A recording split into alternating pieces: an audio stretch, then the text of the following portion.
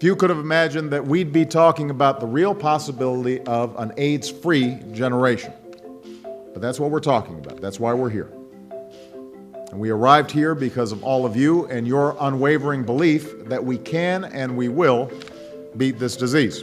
And this is a global fight, and it's one that America must continue to lead. And looking back at the history of HIV/AIDS, you'll see that no other country has done more than this country, and that's a testament to our leadership as a country, but we can't be complacent. In 1981, the Centers for Disease Control issued its first warning about a new disease. Many had trouble naming this disease, understanding and caring for the people who were infected, and facing down their fears. Federal health officials consider it an epidemic, yet you rarely hear a thing about it. But people would not be silent.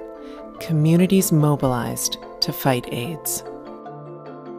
In San Francisco, Kampala, Bangkok, across the planet, communities comforted people as they died from a disease we could not treat. Communities fought for respect, care, equal rights, and to celebrate the lives of those lost. Scientists worked to understand HIV, ensure the safety of the blood supply, and develop a test for the virus.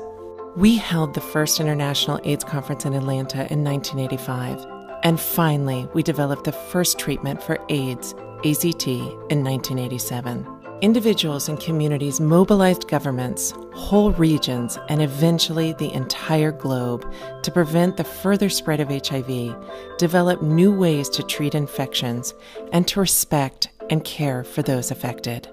We gained the knowledge to create stronger medications and found new tools to prevent HIV transmission. Instead of watching people die, we turned to helping people live.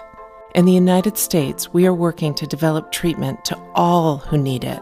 We launched and supported global efforts to fight disease with science, compassion, and a faith in our ability to make a difference. And countries around the world stood up to fight not only HIV/AIDS, but the fear and stigma that had held us back. Now, together, we are saving lives and scaling up. We can see an AIDS-free generation. We can turn the tide on this epidemic. On behalf of Americans everywhere, welcome to the 2012 International AIDS Conference, and thank you for your commitment to achieving an AIDS-free generation here in America and around the world. We've made great progress, but there's still a lot of work to do. So let's move forward together.